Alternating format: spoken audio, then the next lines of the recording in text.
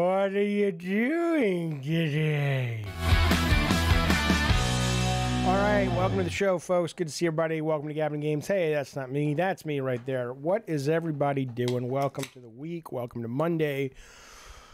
We have some interesting news to talk about today. We'll get to the Super Bowl, not in terms of gameplay and sports and stuff, but in terms of the commercials, the movie trailers, some of the weird shit, and my predictions about Taylor Swift. You know what I'm going to say. But first, we're obviously going to start with video games. Good to see everybody. Hello, members. Welcome to the members in the chat.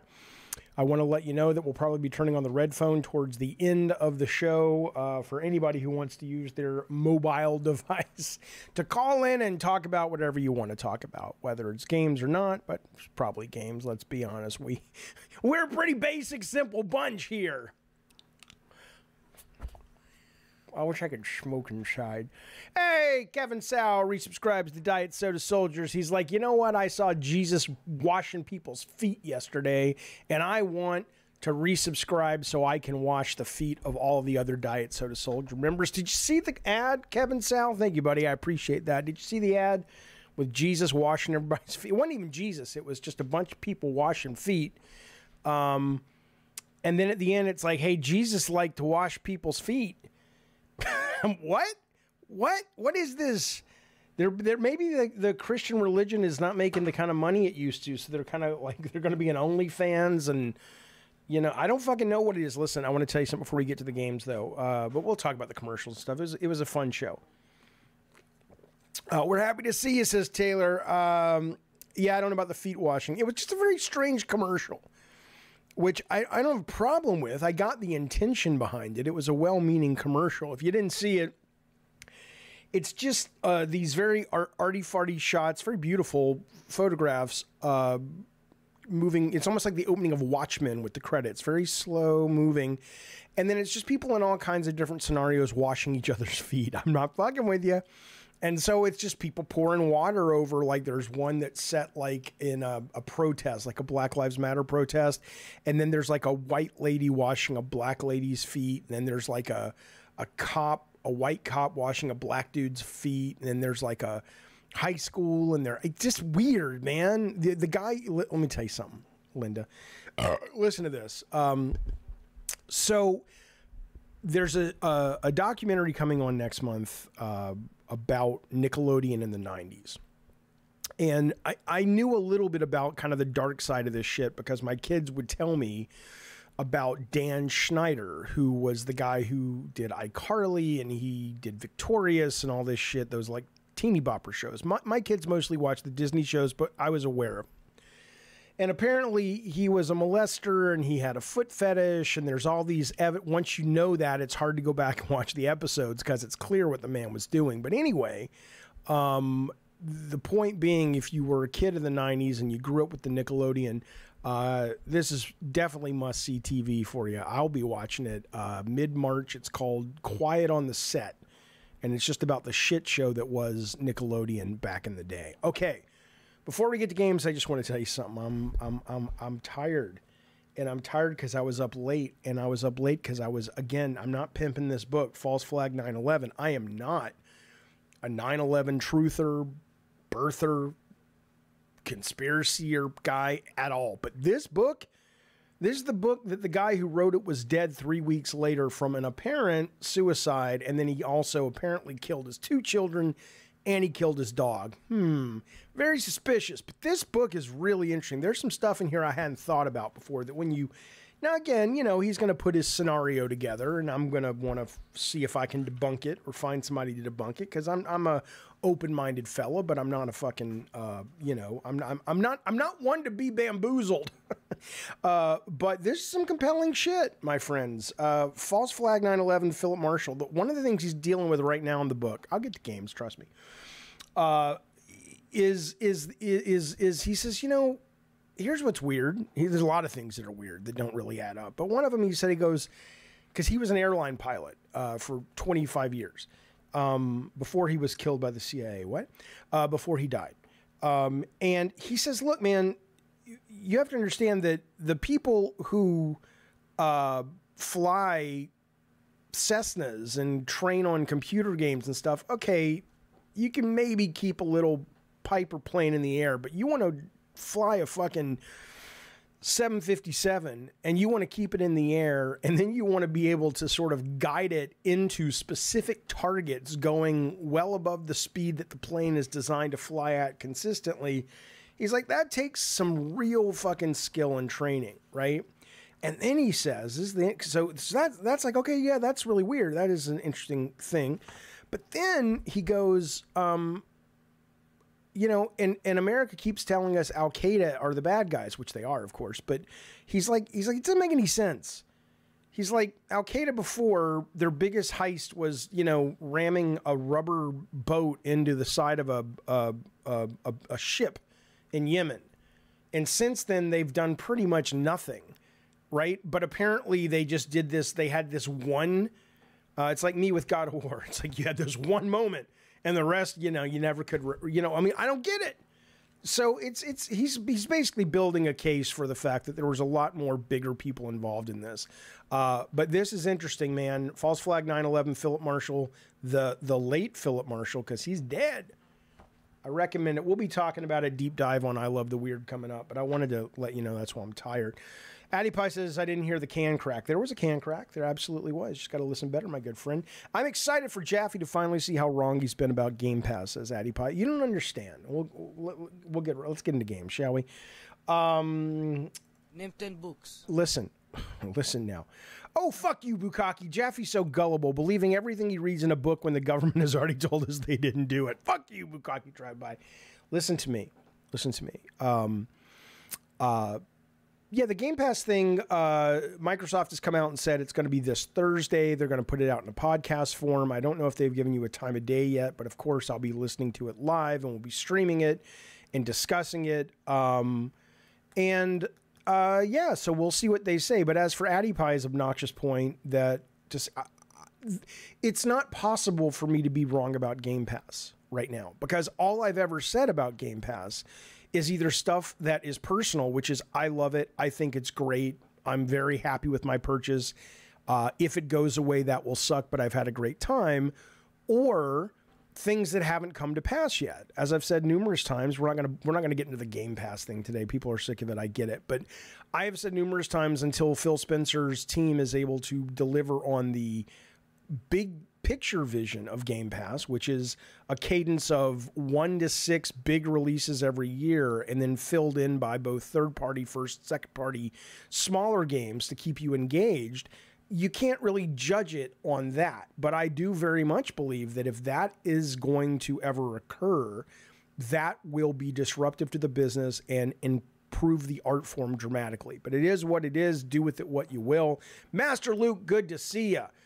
He says, Jaffe, I have another idea for I Love the Weird logo. I'm not sure you liked the last. I did like the last one, but I just haven't done any shows lately with that topic, but I will soon. But yeah, hit me up. Tell me what it's about on the Discord, and let's have a conversation. All right, but anyway, yeah. So tune in on Thursday if you're interested in such shenanigans. I'm sure you are. How could you not be? This is the news that blues. I don't know what that means. Xbox says, join us for a special edition of the Xbox official podcast here. Phil Spencer, Sarah Bond, and Mad Booty. Get rid of that guy. As they share updates on the Xbox business. Okay, they did say it'll be at noon. So we'll do, you know what we'll do?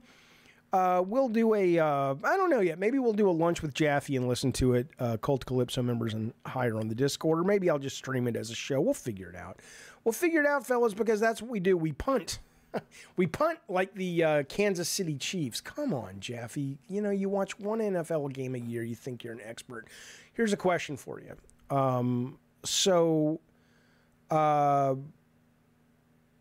Helldivers 2. So I played it with Rob the Mod, Bukkake Drive-By, and Spazbo Friday. I enjoyed the hell out of it. Thought it was a lot of fun.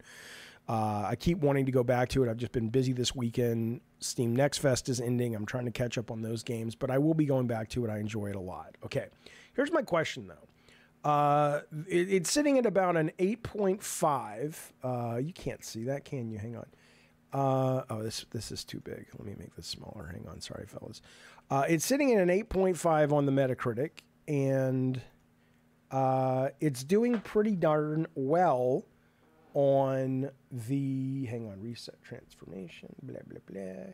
It's doing pretty dang well on the, just on Steam, right? Oh, 8, not 8.5. Oh, Eurogamer didn't like it, though. They said Helldivers 2 is just another example of a rush launch, characterized by unstable servers and an abundance of tech errors. However, despite the shortcomings, it manages to be entertaining to a certain extent. Its biggest weakness lies in the lack of diversified content, which leads to monotony in no time. So I've played for about 4 hours, and I enjoyed it a great deal, and I'm looking forward to it. And it's doing really well. If you go over to Steam database, as of this morning, it's 127 concurrent, and that's just on Steam. You know, it's a Monday, so the peaks of all these things drop after the weekend. But 140, and their all-time peak was 155 launch day or Saturday after launch. That's not too bad. That's pretty fucking good. It's kind of upward trajectory. So my question, though, is, here's a little thing to remind myself what the point was. The point is why. And I'm not saying why, like, this is a shitty fucking game. Why is this doing well? I'm curious why a game like this because I would challenge you to tell me that the trailer of this game or the marketing of this game was any good at all. I think the marketing of Helldivers 2 was generic and just benign, and it's looked like 20 other games that are out there. It was nice. I mean, visually it looked nice. It looked well made and well produced, but you know, it looked like one of those, to me anyway, Jeff Keighley trailers that's kind of like the bottom feeder trailers, like a Nexon co-op game or a wannabe Warframe kind of thing. And you're like, okay. So, I mean, the only thing I can figure, because this isn't like it had word of mouth and it's exploded. This was day one. So people, I don't know if they were just hungry for a new PlayStation game. I don't know if, word of mouth just did travel so fast that people played it and really liked it. I don't know if Helldivers 1, I know was very successful for a cult hit, but maybe that had built up enough of a groundswell of people who were waiting for it, and that's really why this immediately came out of the gate like gangbusters. I don't know. Jafari, Davey Jafari, I assume that's me, says the trailer was terrible, but it had a dedicated niche community since the Vita. Well, that's what I'm assuming it's got to be that, right? Jojo D, hey buddy, he says one thing that's a little concerning is the longevity of the game. Pal World, Prince of Persia, Starfield all had significant drops in people playing, and I don't know why. Well, I mean, Prince of Persia is a one and done. Starfield disappointed a lot of people, not me, but it disappointed a lot of people. Pal World, I mean, you know, I was actually looking at the Pal World numbers earlier today as well, because it's kind of Pal World's jumped back ahead of Helldivers, at least on Steam, and it's at 400,000. But yeah, I mean, you know, you're never going to be, there's going to be diminishing returns on any of these things, and then what you'll start to see is little pops. So if Pal World's like, we're putting out a brand new land, pop, and it'll start to go back down. I mean, that's like anything. But I do think one of the criticisms about Helldivers 2, I haven't played it enough to know. It sounds like Rob the Mod has played more of it. I haven't played it enough to know if the content continues to be interesting, or after maybe, 4 days, you're like, okay, I'm done. Right? I still want to go back, but it sounds like Rob's been playing it more. He says that he has a cool outfit and all that shit. So, Rob, if you're there, pop into the call-in show and let us know what you think about the longevity. If I read your message correct and you actually have played the game longer. But anyway, there you go. My guess is that it totally comes down to the fan base was just sort of building over time.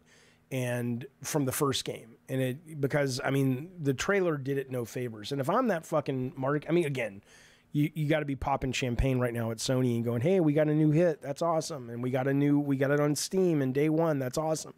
But I still would call the marketing guys to task and say, what's going on, guys? This was terrible. You know what's? I don't have any faith in this one. Look at this one, boys.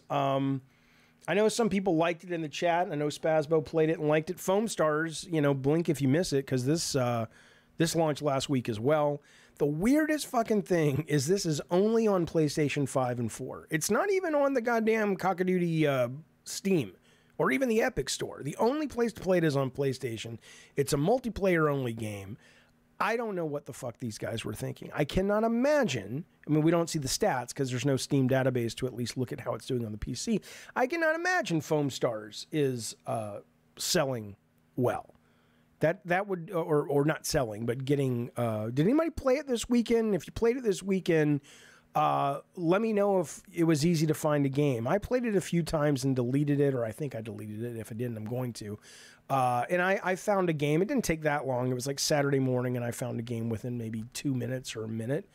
But I ain't going back. Are you going back? Did you play some Foam Stars, fellas and Filettis, this weekend? What do you think? Now look at this. This is a big weekend for free-to-play and multiplayer games. Skull and Bones, we talked about this already, but I want to tell you something. Skull and Bones, I played it. I actually liked it more than most. I thought it was visually quite pretty. I love the thematic, blah, blah, blah. But what's interesting about this, I'm pretty sure this is dead on arrival. This has got to go free-to-play. But what's interesting about this is I had some people on the stream say, Jaffe, if you like that, this is kind of shit. You should play Sea of Thieves. And I had never gotten around to Sea of Thieves. I just didn't really know what it was. I'm not a big MMO guy, and I'm just like, I'm not going to play that fucking game. But I realized how much I like the pirate shit, so I'm like, fuck it, I'll go. And I'll tell you what, man, I have fallen in love with this game, and it makes me very excited that it's almost a lock that this is coming to PlayStation, because it means they're going to be getting more updates, and it's already in Season 11. More updates, more players coming on, more excitement around the title, but it is so beautiful. And even though I will admit, I like the focus on the ships in this game. Like, you have your own ship in Skull and Bones. It's not like in Sea of Thieves where if you want to like have pirate fights, you've got one guy steering the ship, one guy's on the harpoon and the guns, one guy's, boarding the other ship by... I couldn't believe it. I was playing with somebody this weekend who had a lot of experience, and I said, this AI ship with skeletons rises up out of the ocean. And I'm like, oh, I'm sniping guys from our deck. And I'm like, I want to go over there, but I can't. He goes, sure you can. He says, just run off the fucking... run off the mast. There is a mast thing at the front of the ship and jump. And he got the ship close enough that I was able to make the leap. And suddenly I'm running around with the fucking blunderbuss blowing up skeletons while my buddy's shooting cannonballs into the goddamn ship that I'm running on. It was very, very, very cool. And I'm really into it now, and I'm hoping I can find some Gavin Games members to go see adventuring with. But that said, though, I'm not ready to... I'm not paying $70 for this, the Skull and Bones. The fact that Guillermo del Toro, Yves Guillemot, actually said that this is a quadruple A $70 game, he's out of his goddamn mind. But if this drops to free, I will say what I do like about this that I don't see in... Sea of Thieves is it's cool to just have your own ship, and I can do everything. I can steer it, I can do combat, I can fix it. I don't have to have other people, or I don't have to be running around like Overcooked, and it's like, okay, you board up the holes in the ship and you bail the water and I'll fire the cannons and you steer the ship, but that said, though, I'm thrilled that I have discovered the Skull and Bones after so much. Not Skull and Bones, sorry. Let's put it this way. If you've been listening to this and going, you keep mixing up the names, yeah, they are similar. They're very similar thematically, of course. Sea of Thieves is the one that I have a hard on for right now. Skull and Bones is probably dead on arrival. There's some really nice things about it. There's some things I really like about it, but I won't be going back, because to go back means to give them $70, and it ain't worth 70 fucking bucks. You got to be out of your goddamn mind. Kevin says he said he played Sea of Thieves for like 2 years. He says, my issue with it is after a while, the clunky animations and some other things got frustrating. It can look really pretty and also like a glorified Unreal mod. Again, I don't know when the last time is you played it. That's something else that's really interesting about Sea of Thieves is... it's kind of like coming to Disneyland. Like, if you ever look at Disneyland when it opened, and maybe for people back in 56 or whenever it was, nothing was like it, so your mind was blown. But for a fan of theme parks that goes to a lot of theme parks or used to, you look at it and go, this is like a state fair. There's nothing here worth, it's dumb, you know? I mean, it's cool, but, you know, whatever. And then you have the benefit of like, what is it now? So 50-something, 60-something, 65 years of improvements, right? So to come to a game like Sea of Thieves after 11 seasons, it all just not only works, but there's, I wonder if I can, I can do that. I wonder if I can, I can do that. It's like it's like you have the benefit of all the fixes and community requests that have been fulfilled. And it runs like clockwork. It's excellent. But again, I don't know if that is your experience, Kevin, if you've played it recently, or that was like 5 years ago or 4 years ago or whatever. Kevin also says in terms of progression, Sea of Thieves doesn't have that interesting of a progression tree. Could be. Yeah, I haven't gotten that far to know. RPG says it's fucking dumb that Microsoft hasn't brought these to other consoles by now. Why? How long did Sea of Thieves release? Well, I mean, it's on PC, right? And it's on Xbox. I mean, that's not any different than what Helldivers is doing. But it sounds like, my understanding from just kind of looking at the news this week or the announcement is Sea of Thieves and Hi-Fi Rush are definitely going to get mentioned in the Xbox Business podcast this Thursday. It sounds like those are going to be moving to other consoles, but I as to what took them so long, I don't know. Maybe they didn't feel the need to do it. Maybe they at the time felt that Game Pass was the only way they wanted people to be able to get it. I have no clue, but I'm into it now. I'm loving it. It's excellent. I think the issue is Xbox Game Pass, as Kevin, sales are plateauing, and instead of trying to grow, they want to take the easy route and port it. Okay, well, we'll find out Thursday. I hope the rumors are false, says Fupy. Microsoft games would taint the Sony and Nintendo brands. Come on now, Sea of Thieves is fucking good, dude. You gotta fucking play it if you haven't played it. I want GTA with pirates. Figure it out, gaming devs, says Bukaki. I will tell you, I don't know if I want that. I mean, that you could kind of argue that that's roughly Black Flag Assassin's Creed, which I thought was really great for its time. Still really great. But I will say that playing this game, Sea of Thieves, over the weekend and Skull and Bones made me go, I would love some more pirate shit. I would absolutely love some pirate shit, but in other genres. Like I would love a God of War pirate game, for example, would be awesome. Okay. Twisted Sith, thank you for the super chat. He says, Jaffe, I can't stay. I'm busy enjoying RE4 Remake. Spoiler, she dies at the end. Yes. That's really not true. It might be true if you suck, but it's a great fucking game, and I'm glad you're enjoying it, and I appreciate the support and the super chat. Thank you, sir, for that. You're very kind, very courteous. Sea of Thieves says Masochista is definitely more involved compared to Skull and Bones. Oh, yeah. That's no doubt. I mean, again, but Sea of Thieves has had 5 years and 11 seasons.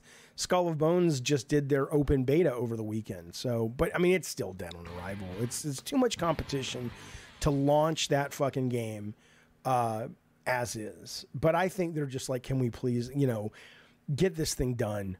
Get this thing done and let's write off as much as we can, because we had to finish it for... I mean, this is a game that probably Ubisoft would have canceled if they could have. But the word on the street is... and you don't know this, it's a street only I get to go to. A lot of people go, but you don't get to go. But I get to go to the street that I'm talking about. And the word on the street is that the only reason this game was shipped is that they were obligated because they took money from Shanghai government for tax incentives and whatnot. So they had to ship it, and this is kind of what they got. Fuck you, Stoner Joe. He says, is it Sesame Street? It might be. It might be. Fuck. Okay, my friends, let's move on. Look at this. This was news a couple days ago, but we hadn't talked about it yet. President and COO Hiroki Totoki. Come on now. How do you get through life with that little rhyming name there? Hiroki Totoki wanted to smoky the marijuana. So he came to see if he could turn Sony into a dispensary.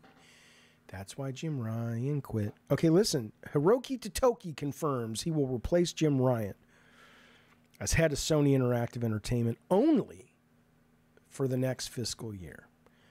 So come March 2025, about a year from now, there's going to be somebody else. So it is still on an interim basis, which makes you wonder who the fuck is going to be taking that over. I still would love to know this. Are they bringing somebody in from outside? Are they going to be promoting from within a Herman Holst, a Scott Rohde? You know, who gets that slot? And can it be someone who's just a product development guy? Does it have to be somebody who's more of a business guy first and foremost, right? Could you bring Sean Layden back and put him in that role? Or he's like, I don't do business like... He probably does, though. I don't know who it would be, but I'm very curious. And I would just... I don't know, man. There are still some great people at Sony that I think would be really good in this position and really understand the brand. I would hate to see this become... just some out. Can you imagine they bring some outsider in that doesn't get it and doesn't? They won't do that. Sony's never really been that kind of company that they, you know, this guy worked for Kellogg's. He really understands brand marketing. Let's put him in charge of PlayStation. I don't think so. I don't think so. But we'll see. Phil Spencer's initials are PS. You know what's coming this week. Can you imagine? Can you imagine if they brought Phil Spencer in to run this? Or can you imagine if they brought Matt Booty in? Like Phil finally fires Matt Booty. Or puts him somewhere else and makes him quit because he's like, this is bullshit. It's like, yeah, but, you know, so was your product management. Come on now. And in that, Matt Booty comes over to PlayStation. No offense, David Jaffe, but that's bullshit. It might be bullshit, sweetheart, but I'll tell you something. I'm very curious. Masochist says it'll be Bobby Kotick. Can you imagine? Stoner Joe says Corey Barlog. Listen, man, Masochista says bring back Kevin Butler. Can I be very clear? Can I be clear on this? I am stunned that this is the world in which we live. I am stunned and staggered that I'm not saying you do, Masochista, but people thought he was a real executive. Are you out of your goddamn mind? People thought he was a real executive. Kevin Butler. He's a fucking actor, you guys. You know that, but a lot of people believed it. Fupy, I don't agree. Fupy says it's pretty clear at this point Jimmy Ryan wasn't fired. They're scrambling to find a hero like him. Fuck you. I don't know if he was a hero or not, but I certainly do think he probably was asked to take off.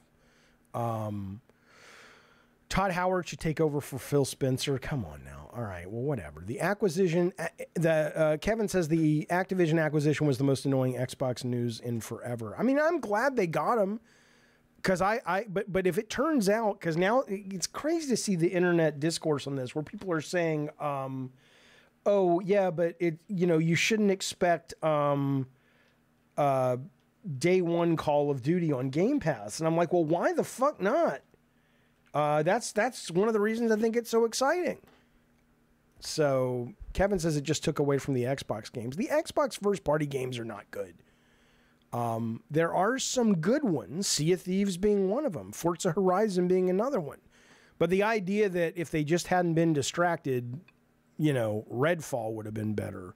No, I don't believe that. I don't believe that. All right. Speaking of what the fuck are they doing, Silent Hill, the short message, has been downloaded 2 million times. We played it on this here very stream. Now, here's my question, my fellow felines. That's how I flirt. Can you imagine? I go to a bar. Hello, my fellow feline. God. And the worst is there's probably somebody out there who'd fall for that and go, damn. Anyway, the point is this. Silent Hill, the short message, was downloaded 2 million times.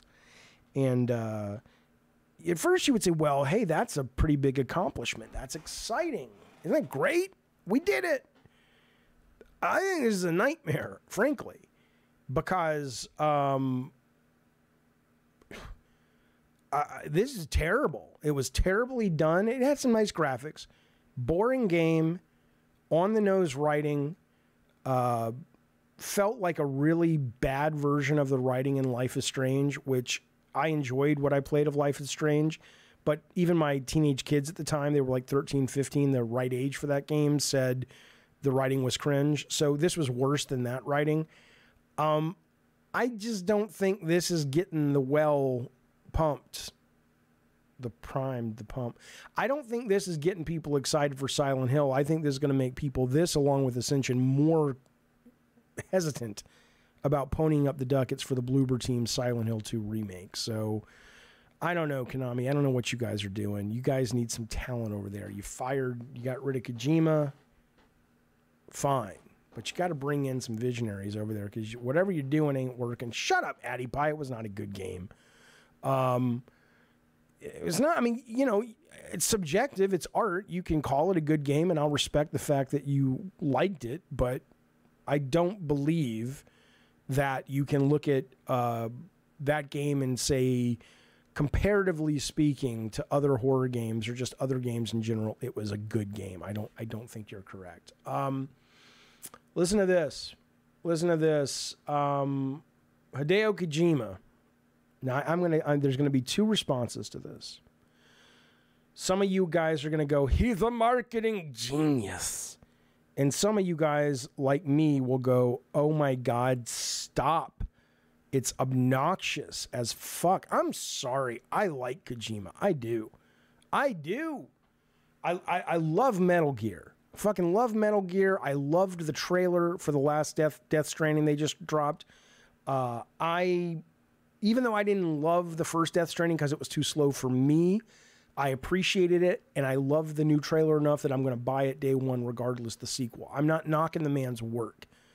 But this insistence on being or trying to be this weird, arty, quirky guy. And then I don't know if you saw this, but the documentary about Kojima, which is just should be subtitled Hideo Kojima, hey, come sniff my farts. They're excellent. That's what they should call it. That's coming to Disney Plus, I think, this month, next month. So you'll be able to see more of this if it gets you off. But the point is, this is such horseshit. Hideo Kojima took Phil Spencer to a Japanese ceremony to purify his new Xbox horror game, OD. Shut up, Addy Pie, you fuck. He says, it's a cool tradition. Why are you offended? I'm not offended, you moron. I'm just saying, okay, here's what it is. I'll tell you why.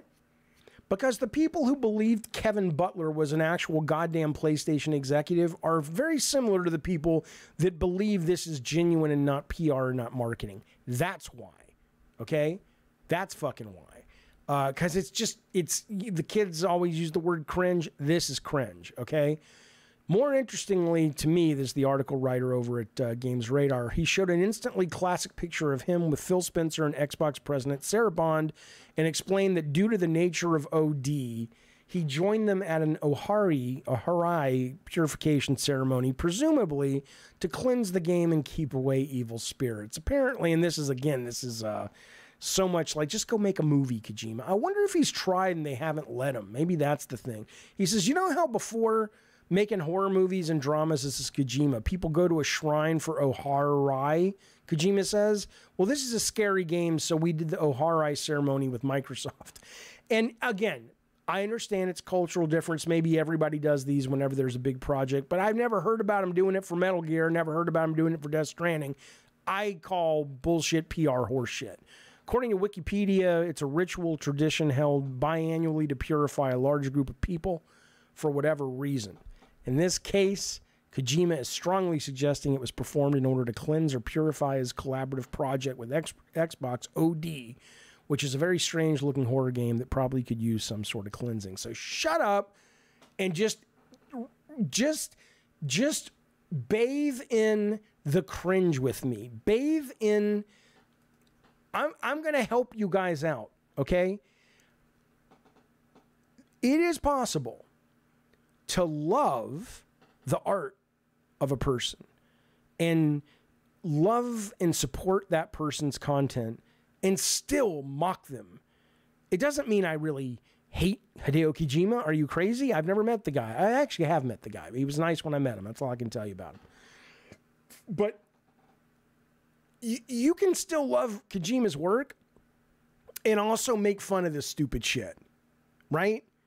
Fuck you, he says. If there are any Japanese viewers here, I want to apologize on behalf of the community for Jaffe's hateful comments. What's hateful about it?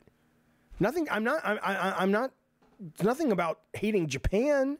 Nothing about hating the tradition.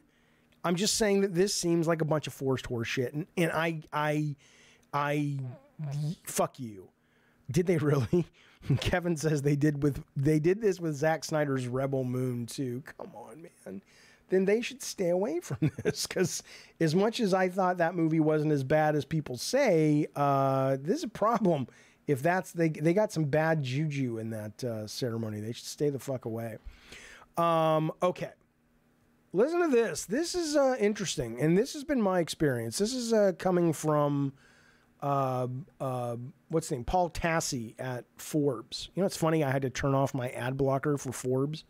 Look how many fucking ads these people run. It's just like, Jesus fucking Christ. Feels like the beginning of the internet, like AOL or something. But anyway, Paul Tassi's writing about Suicide Squad, and this is interesting because we see this in movies a lot. But we have not seen this before or all that often, which is what his article's about, in video games, which is a really substantial schism betwixt the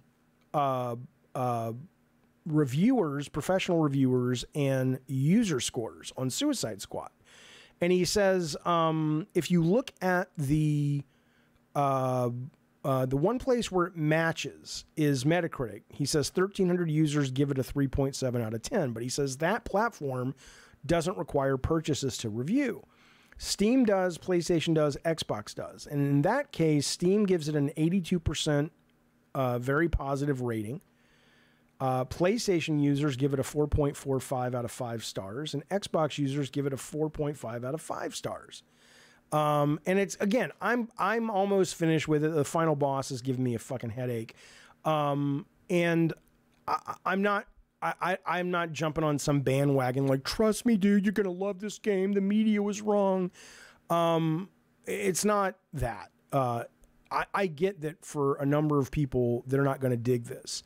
But I think it's a great deal of fun. Here's what I'll say. It's certainly one of the most fun games I've played in the last 12 months.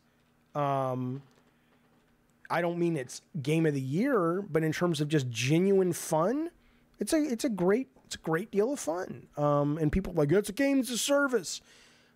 Maybe it is, but I haven't experienced any of that yet. And people talk about, oh, the end game becomes a grind. I'm like, end game?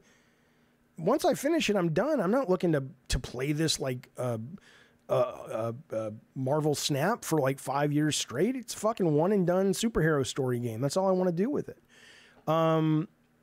But this is an interesting article because he's trying to figure out, why is this happening? We rarely see this. He says, I know there's the narrative that the media had it out for Suicide Squad from the start, especially IGN, which has been painted as a frequent villain. But I'm just not really seeing that to be true, and it certainly wasn't true for me in my 6.5 out of 10 that he reviewed and gave it. I had my doubts about the game, but I really did want it to be good. I genuinely don't think it's good enough. But then he goes on to say that, he anecdotally, he has friends that also feel the way, not his way, but the way it's a really good game. He talks about things like Redfall and other games that usually the critic score, he says, like Redfall was 56 Metacritic, and it has a 35% positive rating on Steam. So they're usually tied together, but in this case, they're not. I don't know if you guys have any theories. Kevin says, yeah, the UI looked terrible, but just hating it just cause felt like a bandwagon thing. I'm so sick of bandwagons. I'm so fucking, my dog just made a weird noise. I'm tired of fan wagons. That's what I'm going to start calling them, fan wagons. It's just like, you know what? Just fucking shut up. God, I'm in a mood. I'm not even in a bad mood. I'm just in a mood. I'm ready to fight. Critics are always possibly going to review things with their own bias, agenda, professional expectations, which will be skewed compared to the average Joe, says Kevin. Yeah, that is true.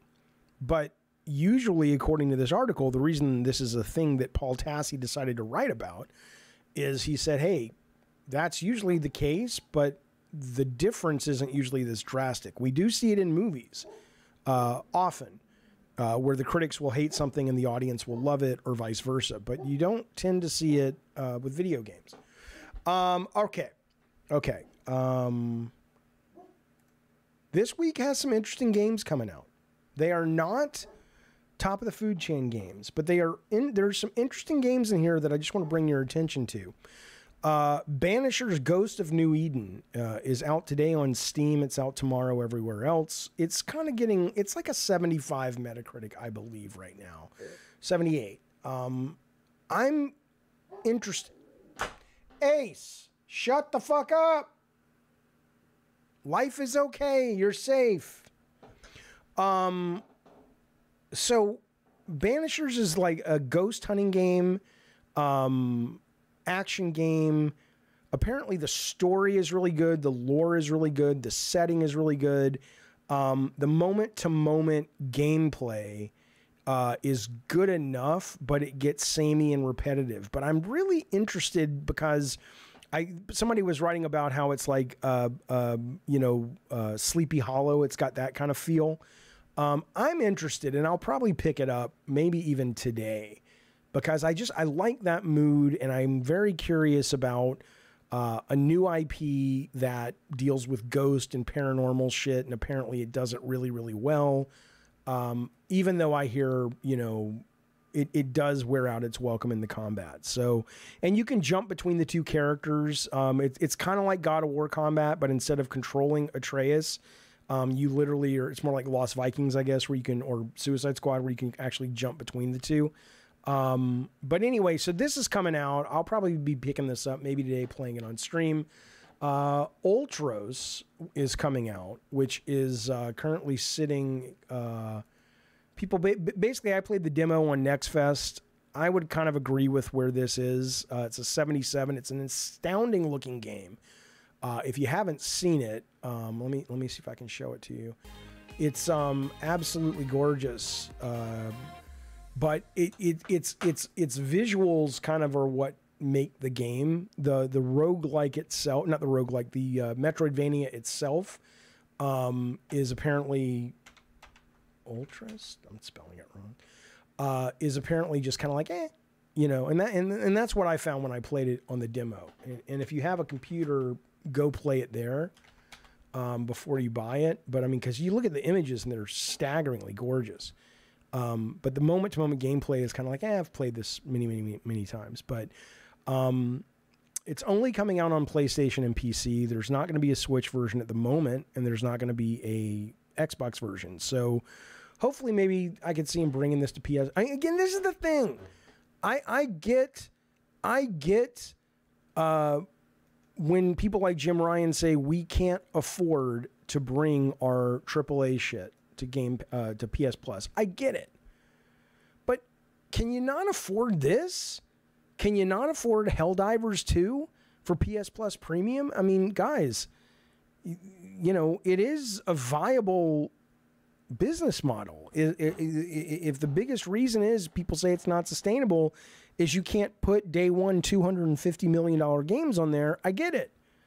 But if you want people to subscribe to your goddamn service, I would imagine if they took you have to be a subscribing member to the lowest tier just to get online, they would lose so many people because it offers very little except old games. And I think that's just really fucking stupid. Addie Pie says, never stop being jealous of Kojima. We love you for it. Thank you for being a member for 9 months, Addie Pie. Also, any predictions for the Xbox event? And lastly, did you see the Deadpool 3 trailer? I did see the Deadpool 3 trailer. I will talk about those in just a minute. I'm not jealous of Kojima. I'm not jealous of anybody who works in this business. I don't know. People who think I'm jealous of any game developer has never made video games before. I got to be Kojima levels of, wow, that's David Jaffe for a slight amount of time. It got out of my system. I don't chase it. I don't need it. I don't want it.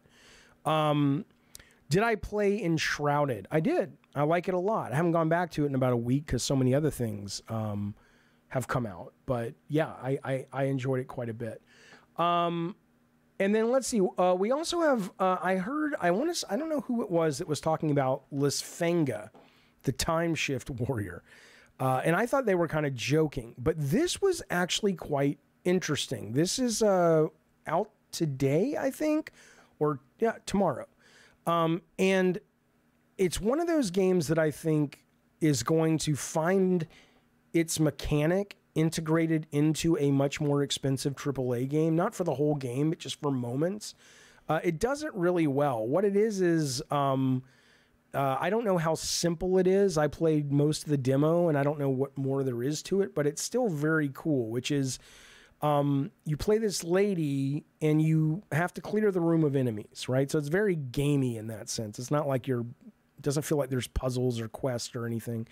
It's kind of like a hack and slash, but you only have so much time to do it. And after the time runs out, you can do it again up to like 3 or 4 or 5 times, depending on how you've played. And the person that you were in the last attempt is still out there, your remnant, killing the enemies or attacking the enemies that you killed. And that's kind of gimmicky and fun. And then they start adding enemies. It's like these kind of enemies can only be killed if you murder them together at the same time. So you have to have one of your past lives killing it while you're also killing the other one, because if they don't die together, they just respawn and stuff. So the demo's out now. I recommend looking at it and playing it just because it's a neat mechanic. I don't know how the final game is going to be, if it's going to wear out its welcome. But this is out tomorrow as well, if not today. Sometimes the Steam games drop sooner. And then obviously Tomb Raider comes out on Valentine's Day, which is 2 days away from now. So Tomb Raider 1 through 3, I will be picking this up. I'm very curious about this game in terms of with the quality of life improvements and the graphic improvements, does it hold up now that we've had generations of things like Uncharted 2 and the new Gods of War and so much built on the bones of the original Tomb Raiders in terms of action-adventure, including the new Tomb Raiders.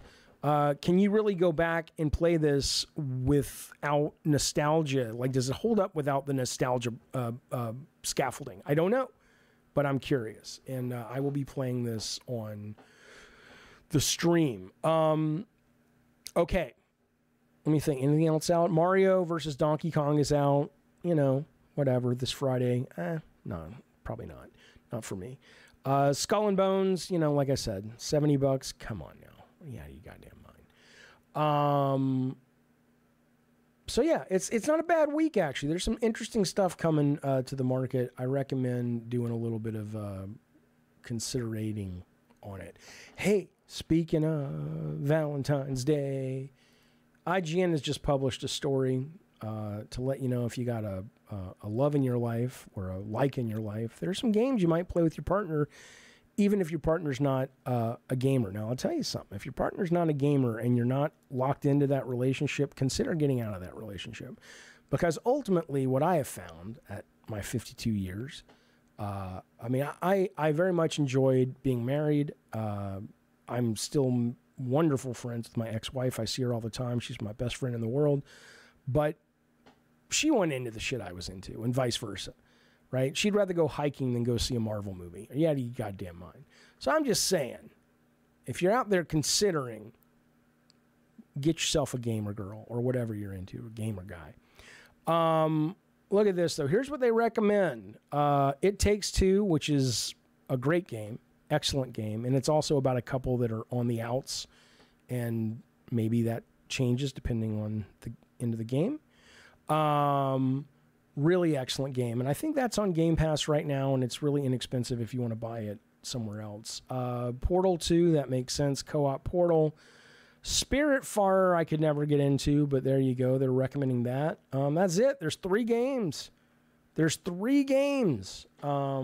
lot more, actually, but these are the big ones. So Portal 2, It Takes Two, and Spiritfarer. But I would also, you could do super casual, right? Wordle is awesome. Or you could do things like, Mario Kart, the classics and shit. Phoebe says, my fiance and I loved It Takes Two. It just took a while to get great. I look, my fiance and I, Rob the Mod, I played it with Rob, and we both really enjoyed it. We didn't finish it, though. Playing through Resident Evil 4 Separate Ways DLC and Tekken at the moment, says Stoner Joe. You know what's funny? I need to go back and play. There's Resident Evil 4 Separate Ways, and then they also have DLC for another Resident Evil that I didn't play yet. I never go back. I think Village had DLC, right? Like a little side quest where you play the guy's daughter or something, if I'm remembering correctly. Now listen, something else you need to know. Valentine's Day related. This guy decides to make Mortal Kombat themed Valentine's Day cards. I want to show you a couple of them because they're just goddamn excellent. Look at this one. This is it says you're my other half, and it has, is it Liu Kang with Reptile, and if you pull the little pieces apart, you can cut them in half. That's a pretty good video game Valentine card. I'd like to get that. Here's another one he made. This is my favorite one. This is thank you for giving me your heart this Valentine's Day. And if you're not watching, it's Kano. And as you pull the card apart, like a reverse mad fold in, he literally pulls the heart out of, is it Kung Lao? Kung Lao's chest there. So these are some fun things that you can give to kids to show them that they mean a lot to you. If you give classroom Valentines and to your children when they wake up on Valentine's Day and celebrate. Not bad. The other thing I want to show you about Valentine's Day cards, these are Valentine's Day cards from dictators, which I just... It's got nothing to do with video games, but we're getting to that part of the show now, folks, where, content on games is thin these days, so we're going to go other places. But I did want to show you this. Hitler's got one. It says, be mine, M-E-I-N. Here is your reminder. Alexa, stop. I don't care. I'm doing a show. Quit Stalin, says Joseph Stalin, be my Valentine. Mal says, you are most honorable chairman of my heart. I like Castro says, don't embargo my love. North Korea has a Valentine's card that says, you're the Kim Jong-illest. Yeah, these are good. These are good. You can give these to the dictators or the wannabe dictators in your life, and I'm sure they'll be happy about it. So the Super Bowl was yesterday. Really, Jaffe wasn't. I just want to show you some couple of cool things, and I'll turn on the phone. This guy, Horror for Kids, made a thread of movie-themed horror movie football helmets.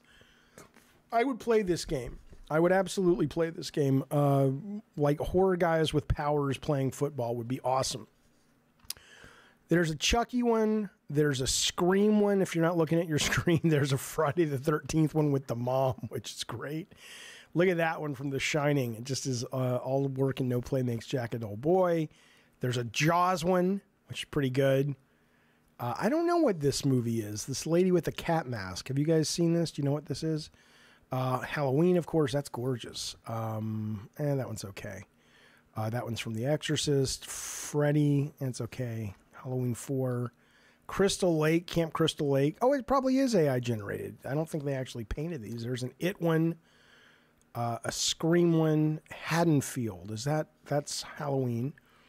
That's The Shining. Okay. But so I was like, because I used AI. I'm like, I'm going to make one. I want to do like a Sony, like NFL Blitz meets Sony. So I started doing them, and, because AI's, it's easy.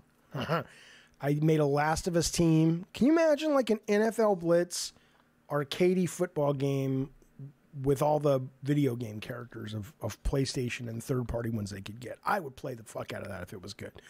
But yeah, there's a Last of Us one, although it says you know how AI is with the text. It's not as easy. I had him do a Pac-Man one, which I thought came out okay. Not too shabby.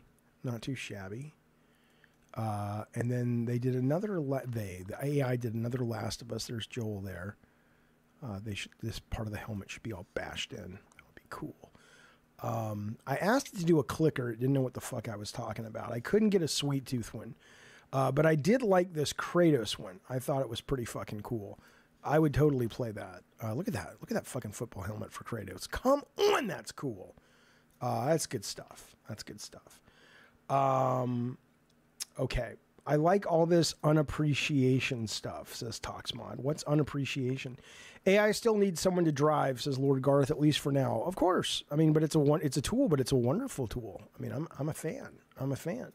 All right, Red Phone is currently on. If you want to call me and talk about whatever your heart is inside your heart, your Valentine's Day plans, your video game plans, your plans to take over the government, really whatever you need to talk about. I'm right here. 619-786-3431 is the number. I will remind you that if you are calling when someone else is on the line, it's just me here taking calls, so I have do not disturb on when someone else is on, so it will be a waste of your time. But hopefully you'll be able to get through if you want to call and chat.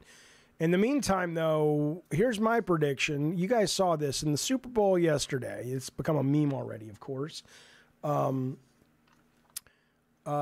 Taylor Swift's boyfriend, Travis Kelce, they won the Super Bowl, of course. Not of course, it was a close game.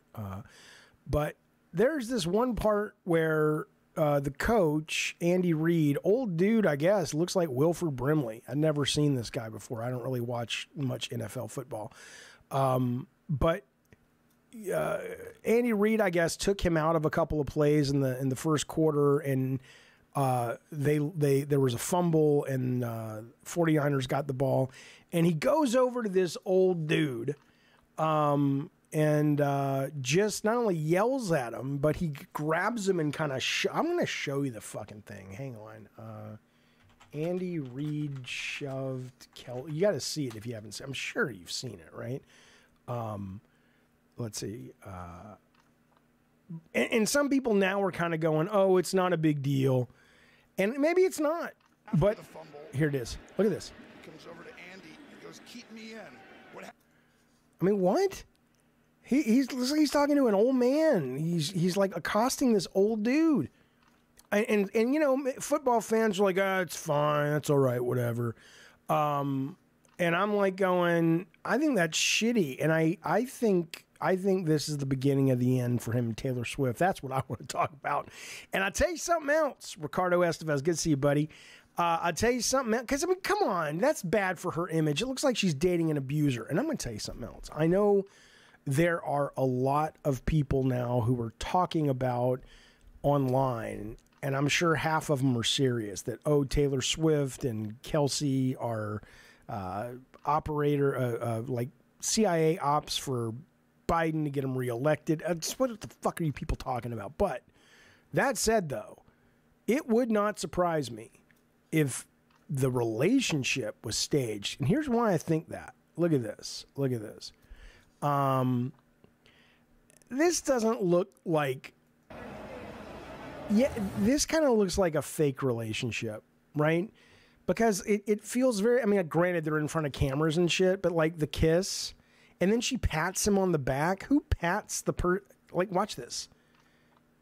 It just, if something feels wrong about this, like the body language. Look at that. Oh, good boy. You did good. You did good. It's weird. Maybe it's just wishful thinking because I don't want her with this guy. But I don't believe, doesn't this feel weird? Is this just me? You tell me. Does this just seem a little strange? This interaction right here at the end, it feels weird. It feels disingenuous. Bukaki says Andy Reid's a fucking dog. He made a joke about it after the game. I'm sure he did. What else is he going to say? But it's no bueno. It was really out of left field and unacceptable. He's shoving an old dude. It doesn't look good. It doesn't look good for her. If I'm her manager, I'm like, cut ties with the football guy. He's totally a toxic asset. Absolutely. 619-786-3431. Call in if you want to talk. But I'll tell you something, though. That shot of him and Taylor, I don't think it... that's enough to convince me. I don't think it's real. Taylor in the chat agrees. Different Taylor, of course. Okay. The Super Bowl ads. The New York Times has ranked them. I'm not going to go through all of them. I watched pretty much all of them. You know what they said the number one ad was, though, which surprised me? I thought it was fine, but I didn't think it was like some brilliant fucking ad, was the Christopher Walken BMW ad. Where if you didn't see it, everybody's walking up to Walken and saying, doing an imitation of Christopher Walken. I can't even do it. It sounds like nothing like Christopher Walken. And that was kind of it. And I'm like, that's the best fucking commercial. You guys seem to like it. RPG liked it. Toxmod liked it. I thought it was fine, but they said that was the best of the bunch. The Aubrey Plaza one, I like her, so I like the commercial for Mountain Dew, but the only one, there were very few commercials I saw. Like, here are their top ones, though, just so you know. BMW, Aubrey Plaza, Mountain Dew, the Squarespace one with the aliens above New York, that was directed by Martin Scorsese.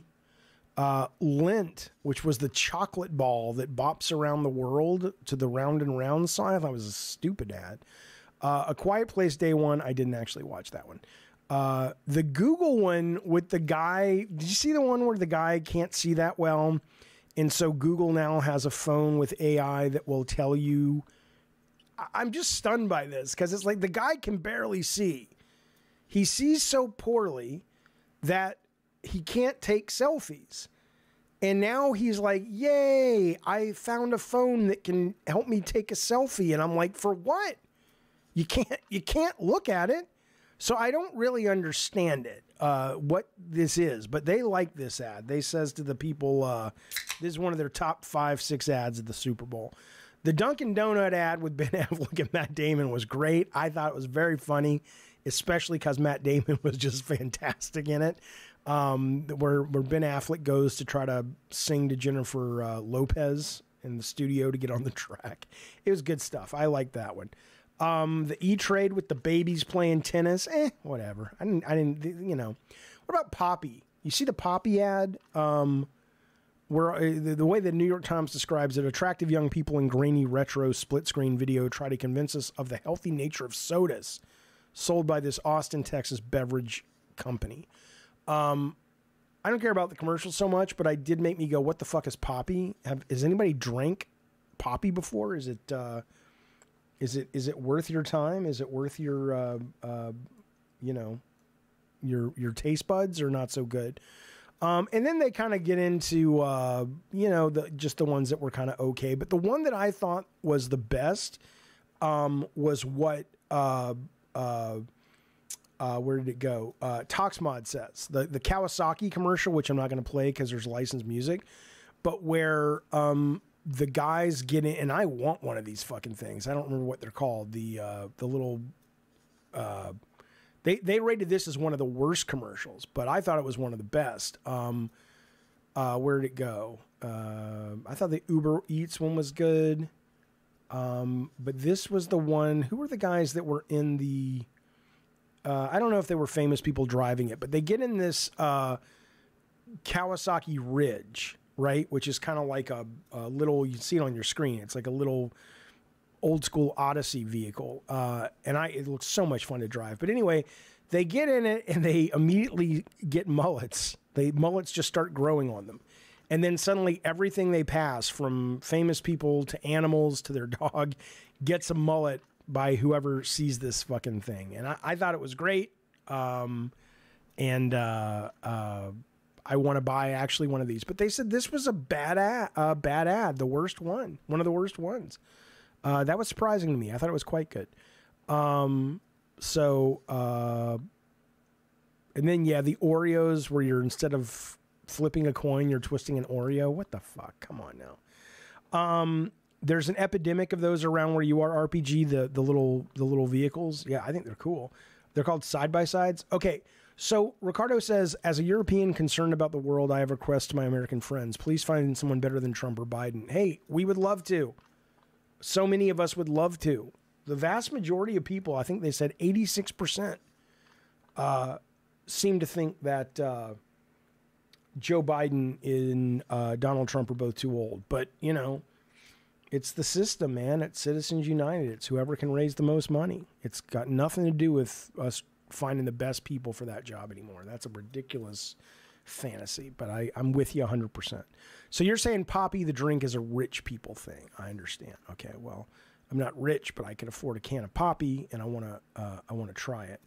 For Shizzle says, I got stopped at Walmart yesterday to sign something for RFK. We need more options. We do need more options. I mean, to be fair, we had options, but they're not real options. You know, I mean, I do think Nikki Haley is a much better candidate than Donald Trump. She's an option, but you know, it's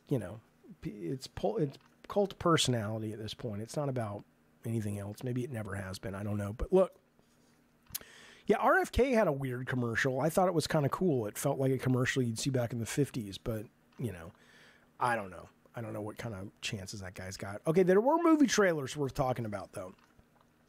Didn't see Quiet Place day one. Don't care about Despicable Me. I hate this series. I find it just absolutely soulless from the very first one. I've never liked the Minions. They remind me of those Rabbids from Ubisoft. Just crap. This trailer was great. The Fall Guy, based on the TV show from back in the day. It looks really funny. It's Ryan Gosling, Emily Blunt.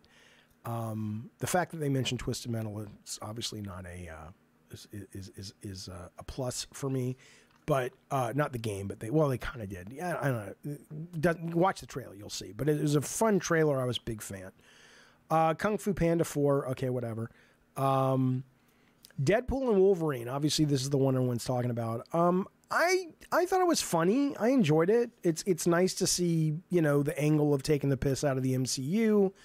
Obviously, I think a lot of us hoped to see more Wolverine, and you didn't. You just saw his back twice. Once when he was playing poker, and once when he was stabbing Deadpool, and you saw it from like an aerial shot, and you're like, come on.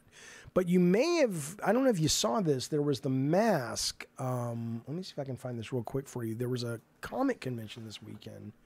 Wolverine Mask comic.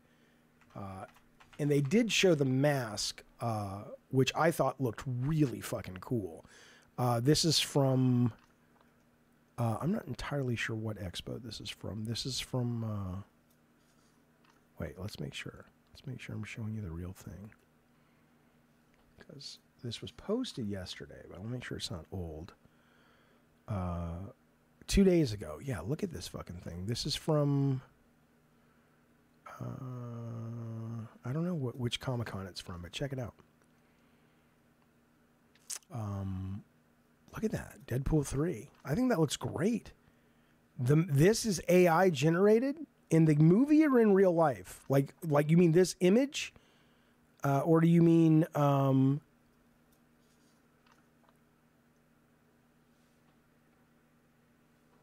not sure what you mean, but I think whatever this is looks cool. So, but if you're saying in the movie itself, it's AI generated, but if it's AI generated based on this design, okay, this says this isn't the mask. The fins are supposed to be black.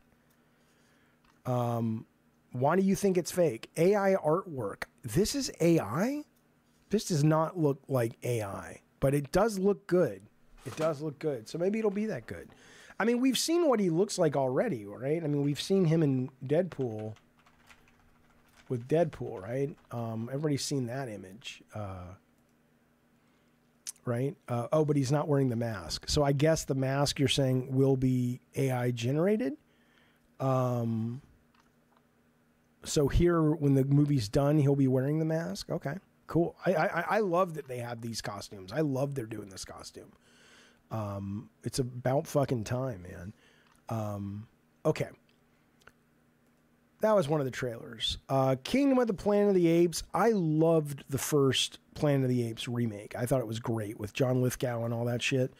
But then all the follow-ups, I know there's been one, there may have been two. I was just like, it's kind of boring. Didn't give a shit. So I'm not really all that into this one. Wicked looks great if you're into musicals. I'm into musicals. I thought the music in Wicked was great. The idea was great. I never thought the musical was very entertaining, but this trailer looks really fucking good. Why am I here? I'm hearing like a crackle. Where is that coming from?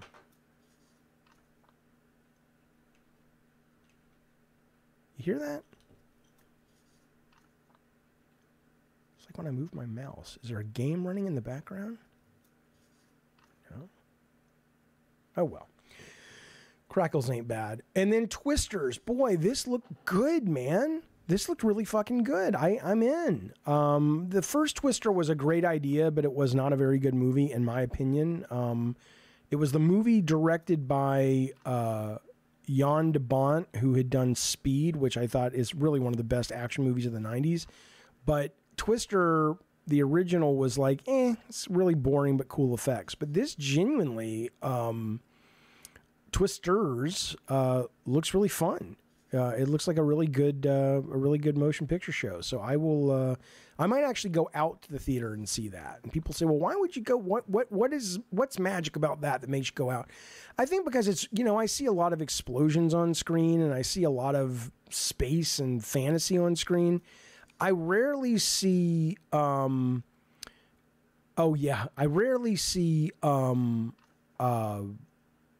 weather done really well on screen.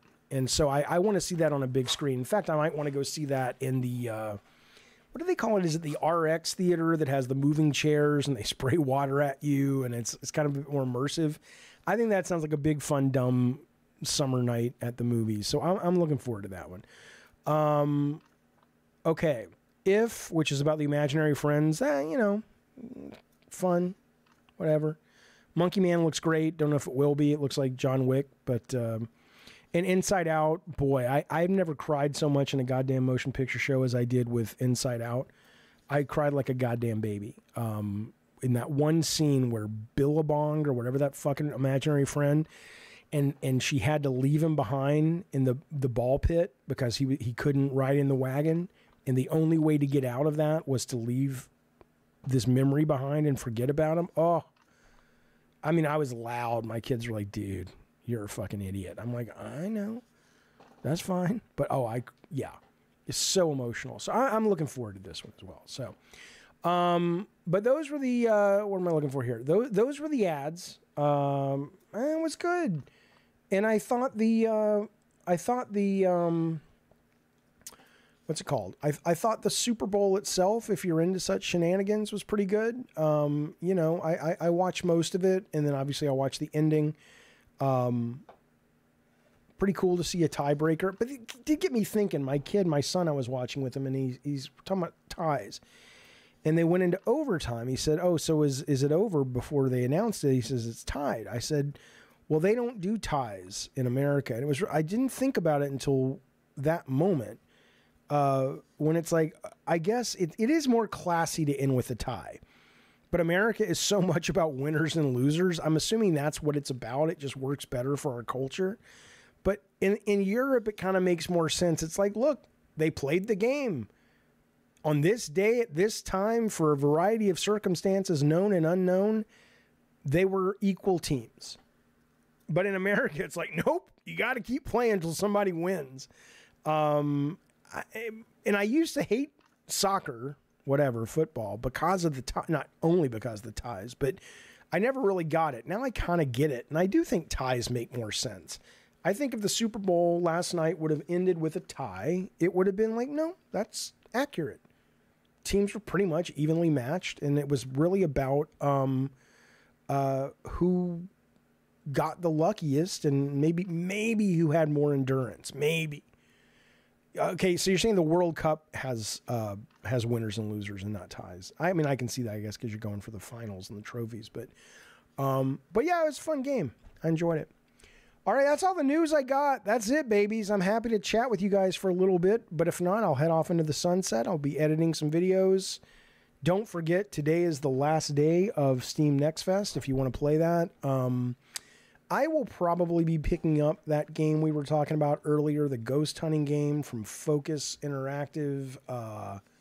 What is that goddamn thing called? The name doesn't roll off your tongue. What is that goddamn thing called? Banishers, Ghost of New Eden. Probably won't be picking up Ultros, just because it's, the demo didn't sell me. And then I'll be playing some Sea of Thieves. I'll be posting in the Discord if there are people interested in having some pirate adventures with your old Papa Jaffe. How am I not playing Helldivers right now? Well, because I can't do that and a show. I have played Helldivers. I played it for like 3 or 4 hours Friday with Rob and Spaz and Bukaki. And it was great. And I will try to get in some game time today. I'll probably be doing it over on the Discord. So if anybody's a member and they want to jump into a game, I won't play for long, but like a mission or two, I'll probably be doing that in the next hour just to, clear out the carbon. I don't know what I'm talking about.